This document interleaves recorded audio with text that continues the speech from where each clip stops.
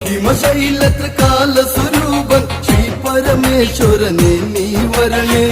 വേദവതി ശാപത്തിൻ കഥയിൽ മുരിയാടാൻ വരമേകിടണേ. പംക്തി കണ്ട പതറിയ കഥയിൽ വിതറിയ ശാപം ഇനി മൊഴിയട്ടെ. ഞാനാണെന്നൊരു ഭാവം പലരിലതുണ്ടത് തീരട്ടെ തകതൈതൈ. ഞാനാണെന്നൊരു ഭാവം പലരിലതുണ്ടത് തീരട്ടെ തകതൈതൈ. പാർവതി പതി ഇന്ന് തുണയാകട്ടെ തകതൈതൈ. പാർവതി പതി ഇന്ന് തുണയാകട്ടെ തകതൈതൈ. ബ്രഹ്മൻ പണി തീർത്തഴകാലെ പണ്ടേ കീർത്തി പരത്തിയ ലിംഗ.